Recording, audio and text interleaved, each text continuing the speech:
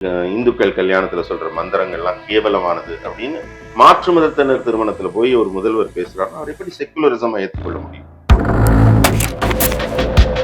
சொன்னாரு. ஆனா தேர்தல் பரிசோதனை காசு கொடுத்த வீடியோலாம் வந்துச்சு சார். அதேதான் கூடவே வானதி சீனிவாசன் இருந்தாங்க. காசு கொடுக்கும் போது அந்த வீடியோ இருக்கு சார். அப்ப அந்த வீடியோ பொய்யுங்கிறீங்களா அப்படி சார்? கண்டிப்பாக பாரதிய ஜனதா கட்சி மலர்ந்து விட்டதா அப்படின்னு நீங்க இன்னும் அந்த கேள்வியை கொஞ்சம் மாத்திக்கலாம்னு நினைக்கிறேன். மலர்ந்து விட்டதுங்கிற ஒரு உறுதியான செய்தி ஜூன் 4க்கு அப்புறம் எல்லாருக்கும் வரும். அது ஒரு தனிப்பட்ட நபர் பேசலாம் சார். ஒரு இந்தியாவுக்கு ஒரு பொதுவான மனிதர் பேசலாமா சொல்லுங்க அப்பா? அதுவா தன் மதத்தை தூக்கி பிடிச்சு இன்னொரு மதத்தை அவமானப்படுத்த எப்ப அவமானப்படுத்தினார்? இப்ப ராஜஸ்தான்ல பேசவே இல்லை. நாங்க தான் பாதுகாவலர்கள், நாங்க வந்த பிறகுதான் படிச்சோம், அது வரைக்கும் வேட்டி கட்ட தெரியாம இருந்தாலும் பேச அப்படியெல்லாம் இல்ல. பெரியாருங்கிற ஒரு நபர் வரதுக்கு முன்னாடியே ரெட்டமலை சீனிவாசன் 3 PhD வாங்கினவர்களா இருக்காங்க. ஜாதி மத அரசியலை தெளிவாக முன்னெடுத்துக் கொண்டிருப்பது திமுக மட்டும்தான். உள்ளூர் செய்திகள் உங்கள் விரல் நுனியில் படிக்க பார்க்க பரவசப்படுத்துகிறது King 24x7 app. Download King 24x7. King TV நேயர்களுக்கு வணக்கம். இன்றைய நேர்காணலில் நாம் சந்திக்க இருப்பவர் தமிழக பாஜக செய்தி தொடர்பாளர் திரு ஸ்ரீகாந்த் கருணேஸ் அவர்கள். வணக்கம் சார். வணக்கம். நலமா இருக்கீங்களா சார்? நல்லா இருக்கீங்க. நாடாளுமன்ற தேர்தல் தமிழகத்துல முதற்கட்டமா நடந்து முடிந்திருக்கு. இந்த முறையாவது பிஜேபி தாமரை மலர்மா தமிழ்நாட்டுல? அதாவது தமிழக வாக்காளர்களுக்கு நான் நன்றி சொல்றதுக்கு இதை களமா பயன்படுத்தலாம்னு நினைக்கிறேன். ஏன்னா அந்த அளவுக்கு ஒரு மிகப்பெரிய வரவேற்பு, மிகப்பெரிய ஆதரவு பாரதிய ஜனதா கட்சிக்கும், எங்க மாநில தலைவர் அண்ணாமலை அவர்களுக்கும், பாரத பிரதமர் மோடி அவர்களுக்கும் ஒரு அபரிமிதமான வரவேற்பு கொடுத்துருக்காங்க. இதுக்கு நான் சொல்ல எனக்கு எல்லா அருகதையும் இருக்கு. என்னன்னு கேட்டீங்கன்னா, நான் களப்பணியில எல்லா இடத்துக்கும் போனேன். பல ஊர்களுக்கு பயணிக்க வேண்டிய ஒரு நல்ல வாய்ப்பு கிடைச்சிது. தலைவரோட பயணிச்சேன். பிரதமர் செல்லும் இடங்கள்லாம் கூட்டத்துக்கு அவருடைய மொழிபெயர்ப்பாளராக கூட இருக்கிற வாய்ப்பு கிடைச்சிது. அப்ப மக்கள் எந்த அளவுக்கு உற்சாகமா இருக்காங்க, அவங்க ஆதரவு கொடுத்தாங்கிறது பார்க்க முடிஞ்சது. பொதுவா சொல்லுவாங்க, மக்கள் எழுச்சி வேற, வர்ற கூட்டம் வேற, ஓட்டு வேறன்னு. அது எதனால சொல்றாங்கன்னா, இதுவரைக்கும் இங்க இருக்கிற திராவிட கட்சிகள் மற்றவங்க எல்லாருமே காசு கொடுத்த ஆளை கூட்டிட்டு வந்திருப்பாங்க. அப்படி வர்றவங்களுக்கு அவங்களுடைய தனிப்பட்ட எண்ணம் வேறையா இருக்கும். ஒரு ஊர்ல இருந்து மண்டி வச்சு ஆளை கூட்டிட்டு வந்தாங்கன்னா அவங்க வந்திருப்பாங்க, காசு கொடுக்குறாங்கன்னு ஒரு நாள் எம்ஜிஎன்ஆர்ஏ ஸ்கீமுக்கு போகாம இங்க வந்திருப்பாங்க, தோட்ட வேலைக்கு போகாம.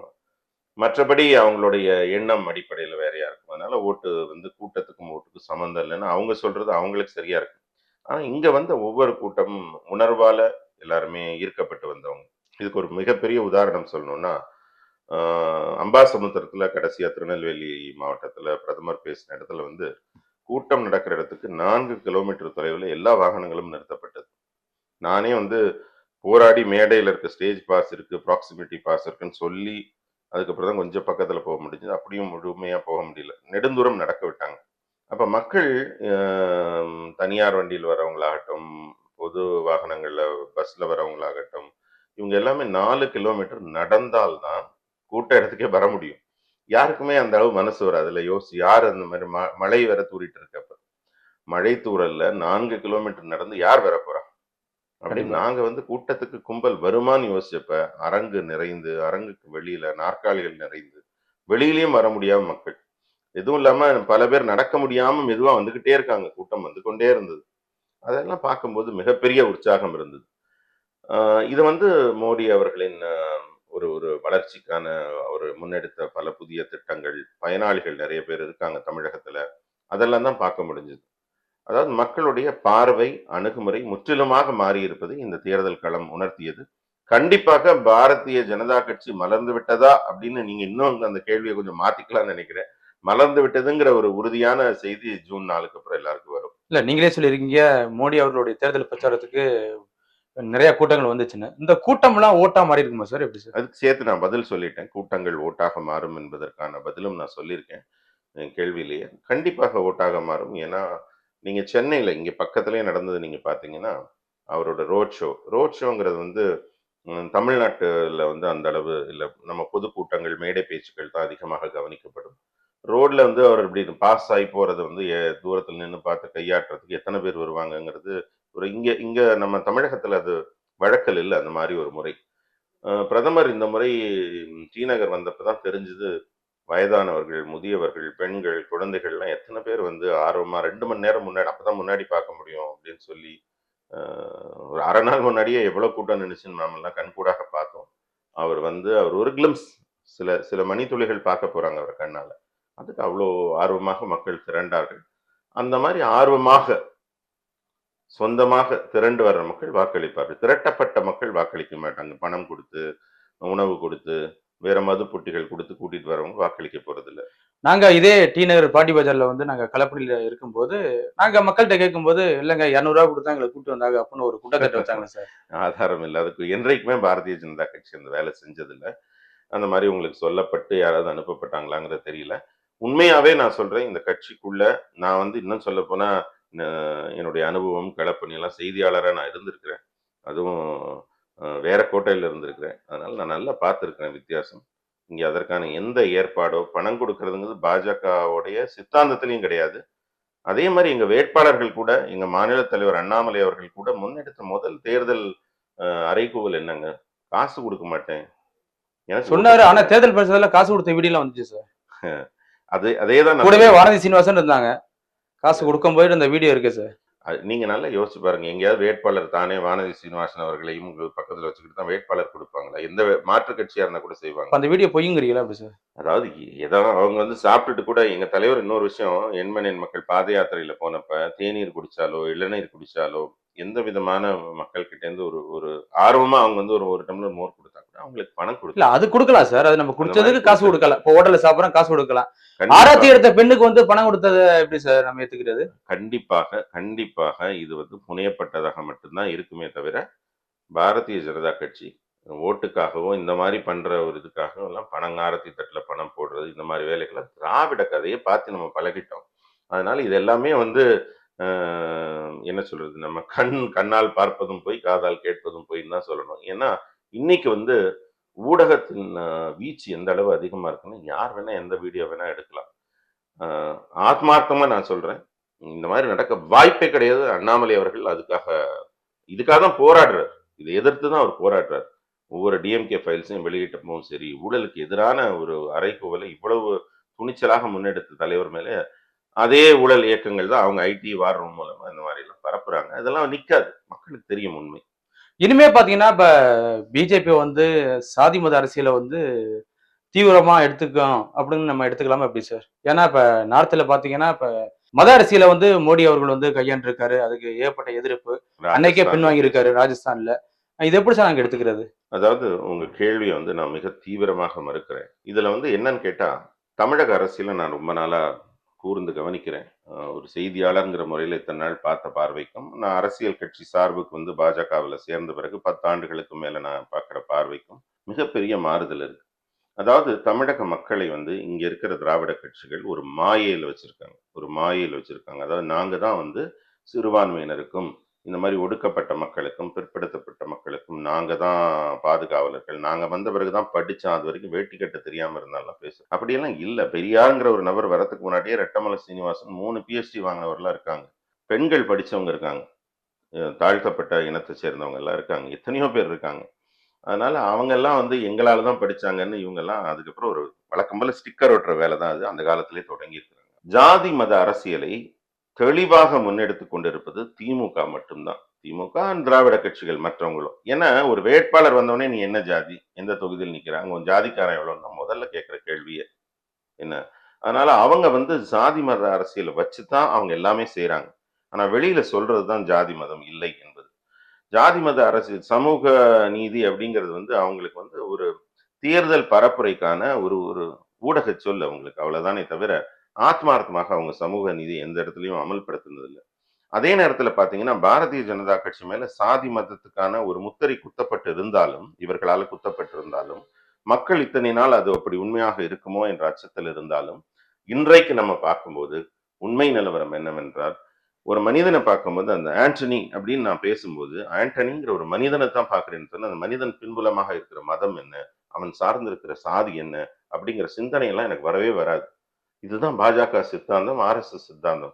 ஒரு மனிதனை மனிதனாக பார் அப்படிங்கிறது மட்டும்தான். அதை கடந்து மதத்தை பத்தி யாருமே யோசிக்கிறது இல்லை, சிந்திக்கிறது இல்லை. இன்னும் சொல்ல போனால் எங்க ஒரே ஒரு இடத்துல ஒரு இடர்பாடு மற்றவங்க எல்லாம் தடுமாறுறாங்க என்றால், இந்தியனாக பார்க்கிறோம் எல்லாரையும்.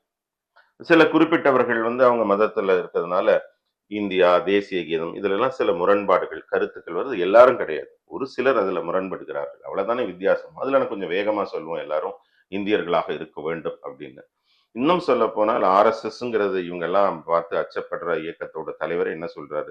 இந்தியாவில் இருக்க பிறந்து வளர்ந்து வழி வழியாக பரம்பரையாக இங்கு வாழ்ந்து கொண்டிருக்கும் எந்த சிறுபான்மையினரும் இந்தியாவை விட்டு விலக வேண்டிய நிலை வந்தால் அது எனக்கு அவமானம்ங்கிறாரு.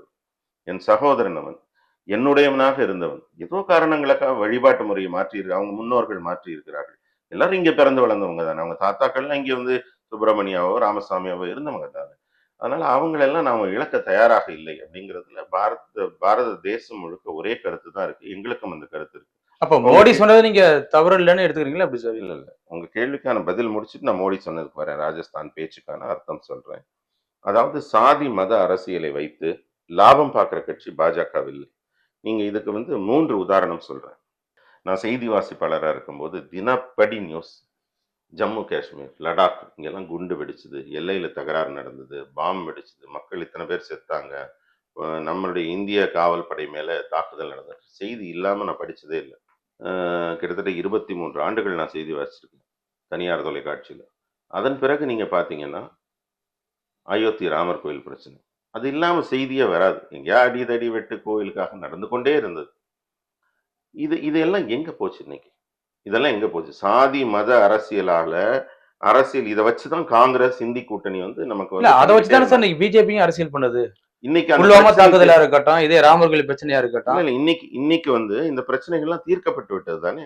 அந்த மதத்துல இருக்கவங்க எந்த விதத்துல பாதிக்கப்பட்டிருக்காங்க? இன்னைக்கு நிம்மதியா இருக்காங்க. அங்க இருக்க இஸ்லாமியர்கள் ஜம்மு காஷ்மீர்ல நிம்மதியாக வாழ்கிறார்கள். அவங்க பிள்ளைங்க விளையாடுறாங்க, கோயிலுக்கு போறாங்க, நிம்மதியா படிக்கிறாங்க அப்படின்னு பிஜேபி தரப்பு தான் சார் சொல்லப்படுது. ஆனா அவங்க எதிர்க்கிறாங்கல்ல, யாருமே நிம்மதியா இல்ல அப்படின்னு சொல்றாங்க. ஒரு எதிர்ப்பு கூட இல்ல. நேரடியா இப்ப எல்லாம் நம்ம எல்லாம் டூர் போக முடியுது. எல்லாரும் கண் கூட இத்தனை நாள் அடக்கி வச்சிருந்தாங்க. யாரும் உள்ள போய் என்ன நடக்குதுன்னு பார்க்க முடியாது. இன்னைக்கு நீங்களும் போலாம், நாமளும் போலாம். ராகுல் காந்தி இத்தனை நாள் போனாரா? தாக்குதல் நடந்துட்டு இருக்க போனாரா? இப்பதான் போறாரு அங்க. அதனால யாருமே உள்ள நுழைய முடியாம இருந்த களத்துல போய் மோடி அவர்கள் கொடியேற்றிட்டு இருந்திருக்கிறாரு. தேசிய கொடியேற்றிட்டு இருந்திருக்கிறாங்க. அங்க வேற கொடி ஏற்றிட்டு இருந்தாங்க இத்தனை நாள். அதே மாதிரிதான் ராமர் கோயில் பிரச்சனை. இத்தனை நாள் 2 சமூகமும் அப்படியே எப்பவுமே ஒரு அனலையும் நெருப்பிலையும் இருந்தவங்க இன்னைக்கு எல்லாருடைய சம்மதத்தோட ரொம்ப அழகா அந்த பிரச்சனை தீர்க்கப்பட்டிருக்கு. இதுல என்ன இருக்கு? இதுல என்ன செக்குலரிசம்ங்கிற ஒரு வார்த்தை ரொம்ப கேவலமாக பயன்படுத்தப்பட்டிருக்கு நம்ம நாட்டுலதான்.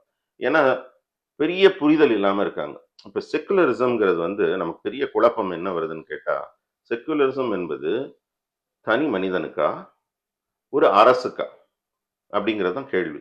செக்குலரிசம்னு நம்ம இந்திய அரசியலமைப்புல சொல்றது என்னன்னு கேட்டா, நாட்டுக்கு செக்குலரிசம். இந்த நாடு மத சார்பா இருக்கக்கூடாது. ஆனா இந்த நாட்டின் தலைவனாக இருக்கிற நபர், இன்னைக்கு நீங்க இந்தியாவின் பிரதமராக இருந்தீங்கன்னா உங்களுக்குன்னு ஒரு மதம் இருக்கும் இல்லையா? நீங்க படிச்ச பள்ளிக்கூடத்துல உங்க சர்டிபிகேட்ல எழுதிருப்பீங்க இல்லையா? ஆண்டனிங்கிறவர் யாரு அப்படிங்கறது எழுதிருப்பீங்க இல்லையா? உங்க மதம் இருக்கும் இல்லையா? உங்களை சார்ந்த ஒரு சமுதாயமும் இருக்கும் இல்லையா அதுல? அப்பனா இது எல்லாத்தையும் குறிப்பிட்டு தானே வந்திருக்கிறாங்க. அப்ப அந்த செக்குலரிசம்ங்கிறது உங்களுக்கு கிடையாது. உங்களுக்கு கிடையாது. நீங்க உங்க வழிபாட்டு முறையை கடைபிடிக்கணும் முழு உரிமையோட. நீங்க எந்த கோயிலுக்கும் போகலாம், உங்க பங்கு கோயில் எங்கேயோ அங்க போகலாம், வழிபாட்டு முறை செய்யலாம். அதன் பிறகு உங்களுடைய கடமைகள், உங்களுக்கு கொடுக்கப்பட்டிருக்க கடமைகள் என்னென்ன கடமைகள் இருக்கோ, எப்ப நீங்க பேப்டிசம் வாங்கணும், எப்ப நன்மை வாங்குறதுக்கு, அதுக்கப்புறம் எப்ப திருமணம் பண்றதுக்கு, எல்லா கடமைகளும் உங்க 5 கடமைகள் செய்யுங்க நீங்க எல்லாமே. யாரும் தடுக்க மாட்டாங்க. நான் செக்குலரிசம் நான் செய்ய மாட்டேன்னு சொன்னா முட்டாள் அந்த நபர். இதுதான் வந்து இங்க இருக்கிற தமிழ்நாட்டு அரசியல்வாதிகள் செக்குலரிசம் என்பது அரசின் திட்டங்கள்ல இருக்கணும். அப்ப பெரும்பான்மை மக்களை இழிவுபடுத்தி அசிங்கப்படுத்தி எங்க இந்துக்கள் கல்யாணத்துல சொல்ற மந்திரங்கள்லாம் கேவலமானது அப்படின்னு மாற்று மதத்தினர் திருமணத்துல போய் ஒரு முதல்வர் பேசுறாருன்னா அவர் எப்படி செக்குலரிசம் ஏற்றுக்கொள்ள முடியும்? அந்த நபருக்கு செக்குலரிசம் கிடையாது. அவர் இப்ப மோடிஜி போறாருங்க, ராமர் கோயிலுக்கு போறாரு, பூஜை பண்றாரு, அயோத்தியாவுக்கு மட்டுமா போறாரு, எங்கெங்கயோ குகைக்கு போறாரு, பூஜை பண்றாரு. அவருக்கு கிடையாது செக்குலரிசம். அவர் ஒரு தனி மனிதன். அவரு தன்னுடைய வழிபாடு ஒரு தனி மனிதரா இருந்துகிட்டு அவருடைய ஒரு மதத்தை சார் தூக்கி பிடிக்கிறாரு. அப்படியெல்லாம் சொல்ல முடியாது. நீங்களே வந்து உங்க மதத்தை தெளிவுபடுத்துங்களேன். இங்க இருக்கிறவங்க எல்லாம் அறிவீனமா செய்யறது. ஒரு பொதுவான ஒரு மனிதரை வந்து இன்னைக்கு இந்துத்துவத்தை தூக்கி பிடிக்கிறது வந்து ஒரு தவறான செயல் தானே. நீங்கள் சார்ந்து இருக்கிற மதத்தின் வழிபாட்டை பெருமையா பேசுறது எப்படி தப்பாகும்? எப்படி தப்பாகும்? இப்ப நான் ஒரு ஒரு தனிப்பட்ட நபர் பேசலாம் சார். ஒரு இந்தியாவுக்கு ஒரு பொதுவான மனிதர் பேசலாமா சொல்லுங்க அப்பா?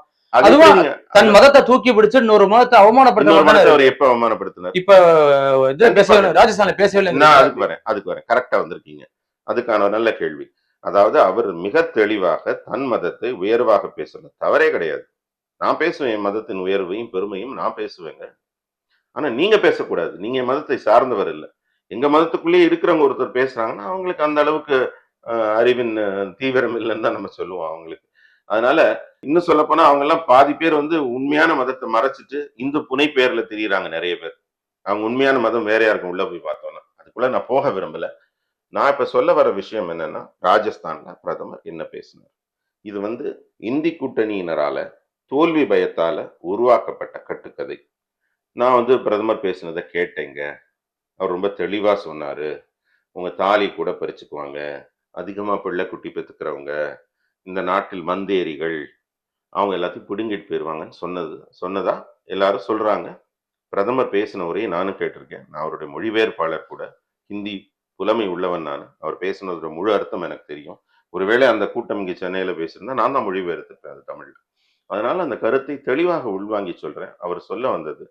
இப்ப நீங்க வேறு மாற்று மதத்தை சேர்ந்து இருந்தாலும் வந்தேரிகளா? வேற நாட்டுல இருந்து வந்தீங்களா? அது கிடையாது. வரல. அதே மாதிரி என் இஸ்லாமிய சகோதரன். நான் திருச்சியில ஒரு கிராமத்தை சேர்ந்தவன். என் கிராமத்துல இஸ்லாமிய சகோதரர்கள் இருக்காங்க. அவங்க எல்லாம் தாயா பிள்ளைய நாங்கெல்லாம் மாமா மச்சான்னு கூப்பிடுவோம் ஒருத்தரையும். எங்களுக்குள்ள உறவு முறையே இருக்கு. இன்னும் சொல்ல போனா சொந்த பந்தத்துல வருவாங்க. மாறினவங்க இருக்காங்க. அவங்களாம் இன்னைக்கு அந்த உறவு முறையில தான் கூப்பிடுறோம். அப்படி இருக்கும்போது அவர்களை எப்படி நான் வந்தேரிகள் என்று சொல்லுவேன்? அதே நேரத்துல பர்மாலேருந்து கள்ளத்தோணியில் ஏறி கப்பலா வந்து இறங்கி வங்காளத்துல இறங்கி வங்காளம் அடிச்சு தரத்தி குறுக்கால வந்து சட்டத்துக்கு புறமாக நிறைய பேர் வந்து இங்க ஆதார் கார்டு வாங்கிடுறாங்க. இது வந்து அங்க இருக்கிற மாநில அரசு ஒத்துழைப்போட நடக்குது வெஸ்ட் பெங்கால்ல. இது ஏன்னா அவங்க சப்போர்ட்ல தான் அந்த மாதிரி ஜெயிக்கிறாங்க. மம்தா அம்மா ஜெயிக்கிறாங்க. அதனாலதான் வங்காளத்துல பாத்தீங்கன்னா அவங்க ஆட்கள் வந்து கட்டியது அவங்களுக்கு ஒன்றும் இழக்கிறதுக்கு ஒண்ணும் இல்லை. சொத்து இல்லை, வீடு இல்லை, வாசல் இல்லை. அங்கேயே பிறந்து வளர்ந்தவங்க செய்ய மாட்டாங்க. தன் இனத்தை சேர்ந்த நன் ஊர்க்காரனை தானே அடிக்க மாட்டான். வேற எங்கேருந்தும் அந்த வந்தேரிகள் தான் அதை செய்யறாங்க. இதைத்தான் அவர் குறிப்பிட்டிருக்கிறார். இந்த நாட்டுக்குள்ள வந்தேரிகள், சட்டத்துக்கு புறமாக வந்தேரிகள் தான் இந்த மாதிரி. நீங்க இந்தியால காங்கிரஸ் மறுக்குது. நான் முடிச்சிருந்தேனே. இப்ப ஏன் பாம்பு அடிக்க மாட்டேங்குது? இப்ப ஏன் இந்தியாவில் 10 ஆண்டு காலம் மோடி இருந்தாருங்க. காங்கிரஸ் ஆட்சிகள்ல மாசம் மாசம் எங்கேயாவது பாம்பு அடிச்சிட்டு இருந்தது. ஏன் இப்ப வெடிக்கல? ஏன் இந்திய மீனவர்கள் வந்து எப்ப பார்த்தாலும் தமிழக மீனவர்கள் கொல்லப்பட்டாங்க? ஏன் இப்ப கொல்லப்படல? மீனவர்கள் போறப்பெல்லாம் சுடப்பட்டார்கள், இத்தனை மீனவன் செத்தானாங்க. ஏன் எதுவுமே நடக்கல? நல்லா யோசிச்சு பாருங்க. தினம் நடக்குது இல்ல சார்? மீனவர்கள் கண்டிப்பா கிடையாது. எனக்கு ஆதாரம் இருந்தா கொடுங்க. ஒரு மீனவன் செத்தான்னு சொல்லுங்க, நான் வாபஸ் வாங்கிக்கிறேன். நீங்க அந்த மாதிரி ஆதாரம் எல்லாம் சொல்லுங்க. ஒரு மீனவன் கூட 10 ஆண்டு காலமாக சுடப்பட்டு இறக்கவில்லை. எதுவுமே நடக்கல. இதுக்கு முன்னாடி தொடர்ந்து நடந்தது காங்கிரஸ் ஆட்சி காலத்தில். நாட்டின் பாதுகாவலரா அவர் நிற்கிறார், எல்லாரையும் பாதுகாக்கிறார். நான் சொல்ல வர கருத்து என்னன்னா, இந்தி கூட்டணியில தெளிவாக மன்மோகன் சிங் பேசும் சாதி மதத்தை முன்னிறுத்தி நாட்டை பிளவுபடுத்த வேண்டும் என்ற ஒற்றை நோக்கத்தோடு தான் அவரோட பேச்சு இருக்கு. மன்மோகன் சிங்கோட பேச்சு, அந்த பேச்சை ரெஃபர் பண்றாரு. அதே மாதிரி இப்ப காங்கிரஸ் கட்சியோட அந்த அளவுக்கு பேசியிருக்காரு சார். இப்ப நீங்க சொல்ற மாதிரி தாலியோட கழட்டிடுவாங்க அப்படின்னு சொன்னதெல்லாம் இருக்கா? அது அதாவது நீங்க வந்து வார்த்தைக்கு வார்த்தை உள்ள போனீங்கன்னா தான் இந்த மாதிரி வரும். அவர் வந்து மக்களுக்கு புரிய வைக்கிறதுக்காக பேசுறாரு. ஒரு உதாரணத்துக்காக என் பிரதமர் பேசின பேச்சுல மிகவும் பெரிதாக பேசப்பட்ட பேச்சு, வீட்டுக்கு 15 லட்சம் ரூபாய் தருவாருன்னு பேச்சு. அந்த பேச்சுல பாத்தீங்கன்னா, இந்தியாவின் கருப்பு பணம் வெளிநாட்டுல இருக்கிறதோட குவாண்டம் எவ்வளவு இருக்கும் என்றால் அப்படின்னு ஒரு குவான்டிஃபை பண்றாங்க. எவ்வளவு இருக்கும்னா, ஒரு வீட்டுக்கு 15 லட்சம் கொடுக்குற அளவுக்கு இருக்கும்னு.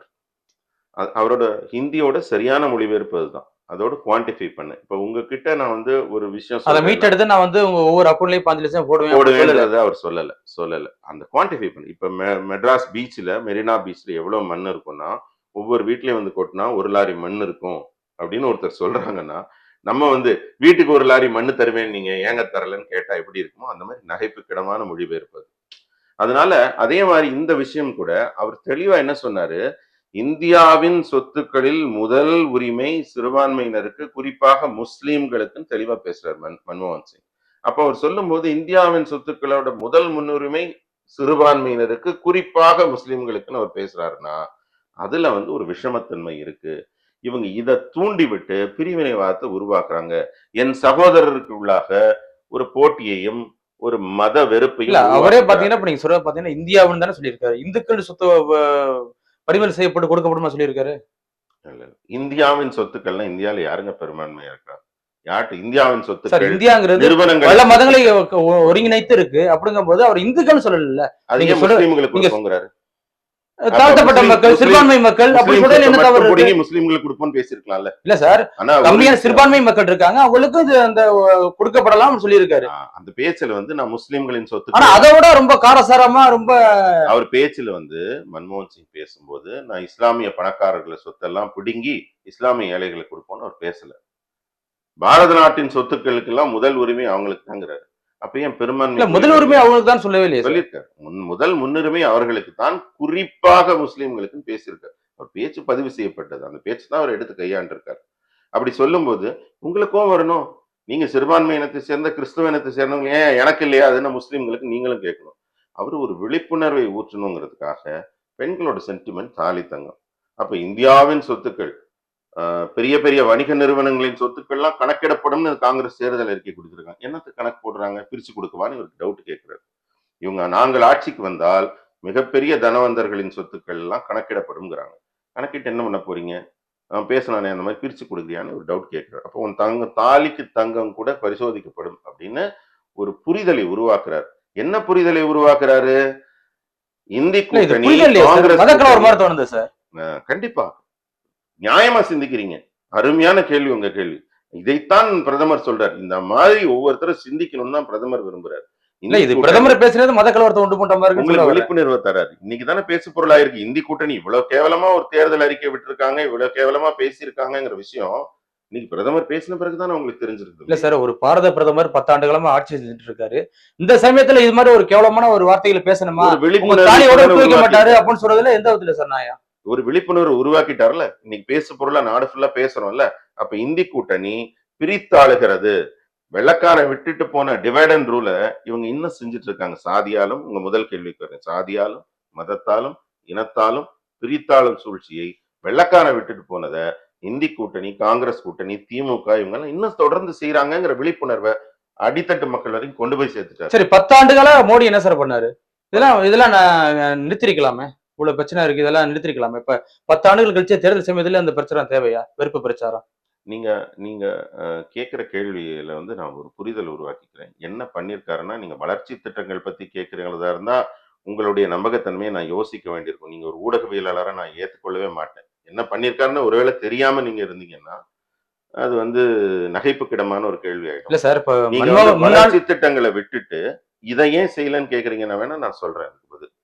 ஏன் இந்த விஷயத்த மன்மோகன் சிங் பேசுனது இப்ப பேசியிருக்காங்க, ஏன் இது மேல் நடவடிக்கை எடுக்கலன்னா, நீங்க யோசிச்சு பார்த்தீங்கன்னா, நம்ம சுதந்திரம் அடைந்த காலத்திலேருந்து இந்திய கப்பல் படை வந்து ஒவ்வொரு கப்பல் படை தினத்திலையும் ஒரு பாடல் வாசிப்பாங்க.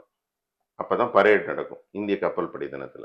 75 ஆண்டுகளுக்கு மேலாக தொடர்ற அந்த கீதம் என்னன்னா, பிரிட்டிஷ் ராணிக்கு வாழ்த்துக்கள், பிரிட்டிஷ் ராணியின் கொடிக்கு நாங்கள் தலை வணங்குகிறோம் அப்படிங்கிற வரிகள் தான் அந்த வரிகள். அதைத்தான் இத்தனை நாள் வாசிச்சுட்டே இருந்தோம், மோடி அவர்கள் வர வரைக்கும். அது ஏன் இத்தனை நாள் வாசிச்சுட்டு இருந்தோம்? அது ஏன் ஒருத்தருக்கும் மண்டையில உரைக்கல? நமக்கு சுதந்திரம் வந்துருச்சுடா, நம்ம பிரிட்டிஷ் ராணிக்கு கீழே இல்லடா அப்படின்னு ஏன் யாருக்கும் தோணல? அதாவது இவர் வந்த பிறகுதான் சுதந்திரம் அடைந்த காலத்திலேருந்து இன்னைக்கு ரொம்ப சிம்பிள்ங்க. நீங்க யோசிச்சு பாருங்க, தமிழ்நாட்டுல மட்டும் ஒரு எனக்கு தெரிஞ்சு 1.5 கோடி வீடுகளுக்கு குடிதண்ணீர் வந்திருக்கு. இதுக்கு 70-75 வருஷம் காத்திருக்கணுமாங்க மக்கள்? 75 வருஷம் காத்திருக்கணுமா? பேசிக்குங்க. குடிதண்ணீர் வீடு தேடி வர்றது பேசிக். ஜல் ஜீவன் மிஷன்ங்கிற ஒரு விஷயத்த மோடி வந்துதான் ஆரம்பிச்சிருக்காருங்க 10 வருஷமா. அப்ப ஒரு குடிதண்ணீர் கூட குடிக்காம கேவலமா ஒரு ஆட்சி நடந்திருக்கு. அவங்களெல்லாம் நம்ம செருப்பால் அடிச்சு கேள்வி கேட்டிருக்கணும். ஏங்க இல்ல சார், இப்ப நீங்க சொல்ற மாதிரி இந்த திட்டம் இல்ல நான் முடிச்சிடுறேன். அதாவது காங்கிரஸ் ஆட்சி காலத்துல என்ன பண்ணி வச்சிருக்காங்கன்னா, எல்லா இடத்துலயும் சாதி மத இன மோதல்கள் இருந்தால்தான் மொழி வாரியாக மாநிலங்கள் பிரிச்சதுக்கே உள்நோக்கம் அதுதான். அதனால நீங்க வந்து பொதுவாக பிரிச்சாங்க. அப்படி நீங்க எல்லாருக்கும் வந்து ஒரு இன உணர்வு வந்து போச்சுல, நான் தமிழன், நீ கன்னடன், நீ வங்காளி அப்படிங்கிற பிரிவினைவாதம் சாதி மத இனத்துலதான் பிரிச்சு வச்சிருக்காங்க. நம்மள சேரவும் விட மாட்டாங்க. அப்படி இருந்தா தான் அவங்க அவங்க கதா காலட்சேபம் நடக்கும். அதுதான் அவங்க. இன்னைக்கு மோடிஜி வந்ததுக்கு அப்புறம் தான் சுதந்திரமான காலத்திலேருந்து இருக்கிற காஷ்மீர் பிரச்சனைக்கு தீர்வு வந்திருக்கு. இன்னும் சொல்ல போனா நம்மகிட்ட இருந்த போரிட்டு கொண்டிருந்த பக்கத்து நாடுகள்லாம் பல்ல கடிச்சுக்கிட்டு வாய மூடிக்கிட்டு உட்கார்ந்துருக்காங்கன்னா ஏன் உட்கார்ந்துருக்காங்க? யாராவது யோசிக்கிறாங்களா? எத்தனை மிகப்பெரிய அருணாச்சல பிரதேசத்துல சீனாக்காரன் ஊடுருவி பேரே மாத்திட்டானே சார். அதெல்லாம் எப்படி சார் சொல்றது? அதான். நீங்க இன்னைக்கு உடனே நாளைக்கு சண்டை போட்டுடலாமா சீனாவோட? நம்ம பலம் என்ன? இல்ல சார், ஊடுறது பெருசு. இல்ல, அத ஒரு நிமிஷம். ஊடுருவி அவன் வந்து அவன் பேரை வச்சுட்டானே சார். அது வரை இப்ப ஒரே ஒரு மத்திய அரசு என்ன வேடிக்கை பார்த்து அப்படி சார்? ரொம்ப சந்தோஷம். இப்ப பாகிஸ்தான் வந்து காஷ்மீருக்குள்ள வந்து பிஏகே காஷ்மீர், பாகிஸ்தான் ஆக்கிரமிப்பு நிலப்பகுதின்னு ஒரு வச்சிருக்காங்க சுதந்திரம் அடைந்த காலத்துல இருந்து. இதை பத்தி யாருமே கேள்வி கேட்கலையே. இங்க இருக்கிற நம்ம இருக்க கச்சத்தீவை வந்து ஒண்ணுமே இல்லாம தாரவாத்து கொடுத்துட்டு மீனவர்கள் இன்னைக்கும் வலைய காய வைக்க முடியாம கஷ்டப்படுறாங்களே, ஏன் யாரும் கேள்வி கேட்கல? ஆக்கிரமிப்பு பண்ணி நானும் அதான் சார் கேக்குறேன். கடந்த 10 வருஷமா பிஜேபி என்ன பண்ணுச்சு? ஒரே ஒரு நிமிஷம். தேர்தல் ஒரு சமயத்துல கட்சி அதாவது தலைமை எடுப்பான். 75 வருஷமா நான் திண்டு தூங்கிட்டு இருந்தேன், தத்தியா இருந்தேன். இன்னைக்கு தான் நான் முழிச்சிருக்கேன் மோடினால. இன்னைக்கு நான் கேள்வி கேட்கிறேன். நான் சொன்னேன்னா நான் எவ்வளவு முட்டாளோ அந்த மாதிரி தான் மக்கள் இந்த மாதிரி கேள்வி கேட்டா. புரியுதுங்களா? ஏன்னா 75 வருஷமா ஒரு மண்ணும் நடக்காம இருந்த நாட்டுல இன்னைக்கு தான் அவேர்னஸ் வந்திருக்கு. இன்னைக்கு தான் மக்கள் பொங்கி எழுகிறார்கள். மக்களுக்கு எல்லாமே விவரம் வருது, டிரான்ஸ்பரண்டா இருக்கு. கவர்மெண்ட் மறைமுகமா எல்லாரும் கொண்டாட்டியா பிள்ளையா, அவங்க சகோதரர் என்ன வேலை பார்க்குறாங்க, அவங்க சகோதரி என்ன வேலை பார்க்குறாங்க, எல்லாமே ரொம்ப தாழ்நிலையில இருக்காங்க. யாருக்காவது பங்களா கட்டி கொடுத்துருக்காரா? பெரிய பெரிய பதவிகள் கொடுத்துட்டாரா? இண்டஸ்ட்ரி ஆரம்பிச்சு கொடுத்துருக்காங்க? ஒரு மண்ணும் கிடையாது. இன்னும் ஆட்டோ ஓட்டுறவங்க ஆட்டோ ஓட்டிட்டு இருக்காங்க, டீ கடை வச்சிருக்கவங்க டீ கடை வச்சிருக்காங்க. அப்படிதான் இருக்காங்க. நாட்டுக்காக உழைக்கிறார் ஒரு மனிதர். அவருக்கு வந்து நம்ம பெருமையோட துணை நிற்கணும். இன்னைக்கு பக்கத்து நாடெல்லாம் ஏன் இருக்கு அப்படின்னு நீங்க பாத்தீங்கன்னா, நான் இன்னொரு விளக்கம் கூட உங்களுக்கு சொல்ல நினைக்கிறேன். இந்த பண மதிப்பிழப்பு குறித்த ஒரு விஷயம் பத்தி ரொம்ப சொல்லுவாங்க. எல்லாம் தெருவில் 500 ரூபாயோட நின்னேன், 1000 ரூபாயோட எல்லா காசும் செல்லா காசு, ஏழை மக்கள் கண்ணீர் விட்டார்கள் அப்படின்னு மிகப்பெரிய பணக்காரர்கள்லாம், உலக பணக்காரர்கள் ஒருவரா இருக்கிற திமுக குடும்பம் தான் ரொம்ப கவலைப்படுது. பாவம் மக்கள் எல்லாம் தெருவில் நின்னாங்க. ஆனா ஒரு முக்கியமான விஷயம் மறந்துட்டாங்க. அதுக்கு முன்னாடி இந்திய அரசு தன்னுடைய நோட்டு அச்சடிக்கும் ஒரு மிஷின் இருக்கு இல்லைங்களா? நம்ம ரூபாய் நோட்டுகள் அச்சடிக்கும் ஒரு மிஷினை எப்பவுமே அது பழசாயிடுச்சுன்னா உடைச்சு தூக்கி எறிஞ்சிருக்காங்க. காங்கிரஸ் இந்தி கூட்டணி அரசுல சிதம்பரம் அவர்கள் அமைச்சராக இருக்கும்போது தான் அதை வந்து ஒரு தனியார் நிறுவனத்துக்கு வித்திருக்காங்க. ஸ்கிராப்பா வித்திருக்காங்க. வேலை செய்யல, ரிப்பேர் ஆகி போச்சு, எடுத்துட்டு போங்க. அந்த நிறுவனம் வந்து பாகிஸ்தானை சேர்ந்த நிறுவனம். அந்த நிறுவனம் கொண்டு போய் பாகிஸ்தானுக்குள்ளேயே போல ஒரு கப்பல்ல நிறுத்தி வச்சு இந்திய ரூபாய் நோட்டுகள் டன்னா அடிச்சு வச்சிருக்காங்க. கண்டெய்னர் அச்சடிச்சிடுறாங்க. இங்க வந்து துப்பாக்கி கலாச்சாரம், வெடிகுண்டு கலாச்சாரம் எல்லாம் உருவாகுது. எவ்வளவு வந்தாலும் நம்ம ரூபாய் நோட்டு மிஷின்ல அதுலயே அச்சடிக்கப்பட்ட ரூபாய்கள் எப்படி வித்தியாசம் காண முடியும்?